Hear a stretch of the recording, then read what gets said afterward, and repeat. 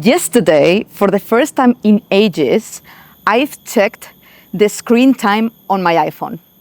And I didn't do it before because I was terrified and I didn't want to admit how many hours I was spending on it. So I have a challenge for you today, but give me a second. I'm gonna put you on my tripod here. There you go. Let's hope I don't fall into the pool. That would be very dramatic, but for sure I wouldn't cut it from the video. Okay, I want you to do something right now.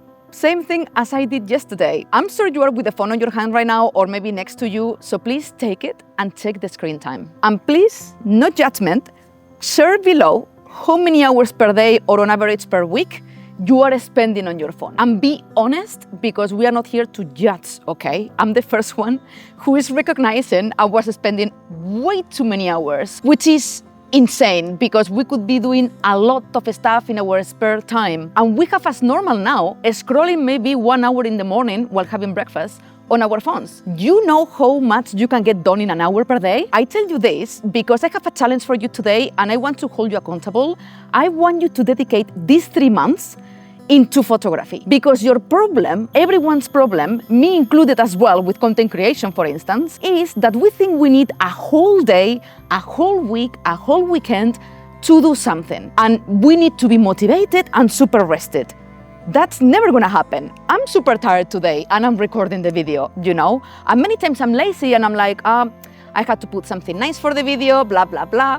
And I procrastinate. But then once you start, I'm well happy right now. So you have to do the same because I'm sure you are super tired after work because you have a full-time job, maybe a family, and you just don't wanna pick up a camera or work on your website or in your photography business. Let me tell you, in case you are new here, I'm Spanish. I mean, that's not a mystery. My accent is quite thick. So I left Spain 13 years ago to move to London, completely alone. I didn't know the language, so I couldn't speak a word of English. I didn't have a job. I didn't know anyone, and I was sharing a hostel room at the beginning with 15 people. I was sleeping with my camera bag because it was the only valuable I had. It was the Canon 30D. My first job was in a sandwich shop in North London. I had to wake up at 3 in the morning every single day because I was living east, and during the night, there was no underground to reach at that time to the place. So I was waking up at 3 every morning and working till 3 p.m. I was freaking exhausted and I was being bullied at that job. And as a good Spanish, I have a lot of character, but I couldn't defend myself because I couldn't speak a word of English. So I did suffer a lot in that job, but I did have many after that. So many because I needed to pay my bills. London is freaking expensive. I was sharing flats for many years.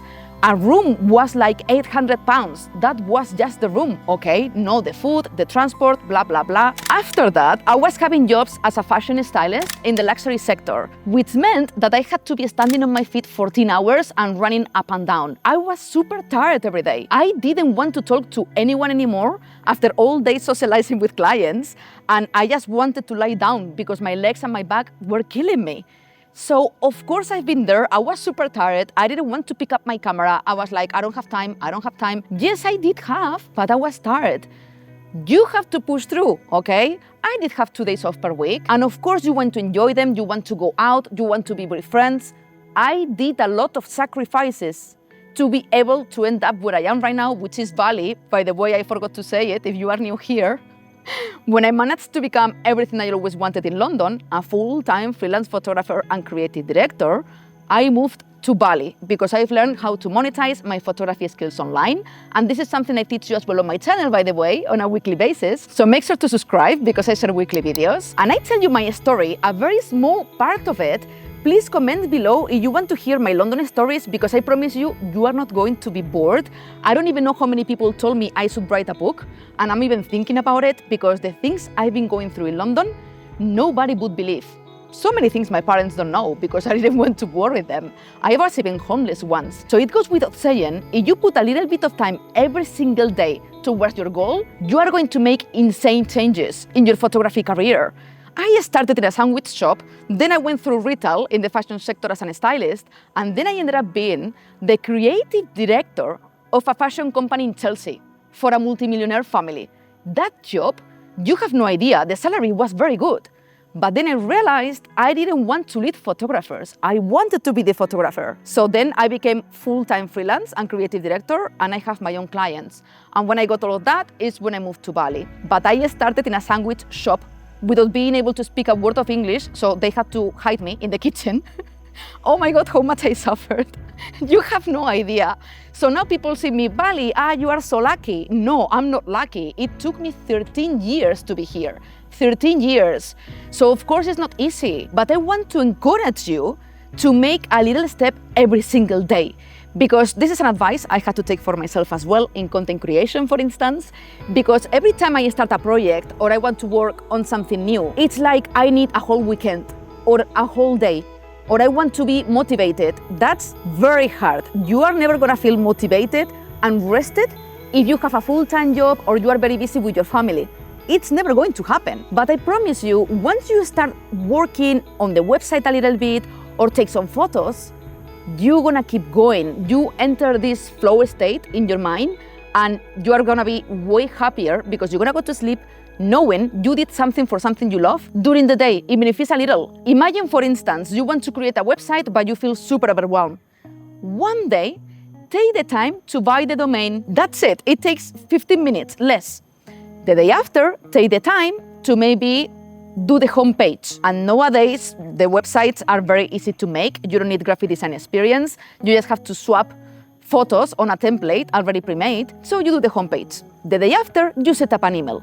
The day after, you do one gallery. You see where I'm going with this? You can have a website in less than a month, just doing little by little every single day, 15 minutes per day. But if you are waiting to have a whole day to crack on with the project and be motivated enough to do it, you are going to be so overwhelmed because you are taking a lot at the same time. Imagine if you wake up one day thinking, oh my God, I had to buy the domain, to build the homepage, then I had to create the galleries, which galleries I'm gonna make. Of course, you're gonna be overwhelmed and you're not gonna do it. I do this all the time with my videos and all my projects. I had to take my own advice. So just think about one little thing every single day. Set up an Instagram account if you don't have it yet. Set up a website, do the homepage, do one page, do one portfolio, do a collaboration one day. Watch a tutorial, because watching tutorials are productive as well, but then take action, please. Always take action. And I don't know you know it yet, but I do have a private community for everyone who wants to support my channel, and for a small donation, literally 2 coffees per month, you can get portfolio reviews. I'm doing a new video series on my community reviewing your portfolios. I tell you what you have to change on your website. I tell you what's wrong, what's good. I talk about your technique, about your photos, which ones I don't like. I'm very honest because nobody's gonna tell you the truth unless if they don't know about photography. So apart from that, I do exclusive videos as well. I did not long ago, just this week, one very useful. It's a real case study of my last photo shoot in Bali, here with an Iris Brighter, and I tell you everything. How much I charge, how I work legally in Bali. I tell you everything about the project, how I approached it, how I shot the portraits, and editing tips as well. So this is very good for you to learn, and all of this you get it in exchange for your support. So please check the community below. I would love to have you on board, and this is going to be very useful as well if you want me to hold you accountable these 3 months on the challenge. And I'm going to check on you to see if you are putting a little bit of effort every day. 3 months, a little bit every single day, and I promise you, you're gonna make a lot of progress, because consistency is not being at 100% every single day. I used to think that as well.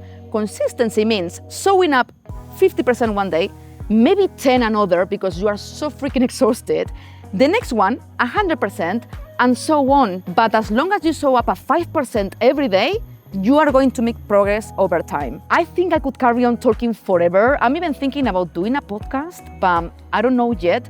I don't know if doing it on YouTube or in my private community. I did a few over there already, but yeah, I don't know. This is a story for another day. I will think about it. Please check out this playlist here if you want to learn more with me. Subscribe to my channel and remember to take baby steps every single day. Big love from Bali. Mwah.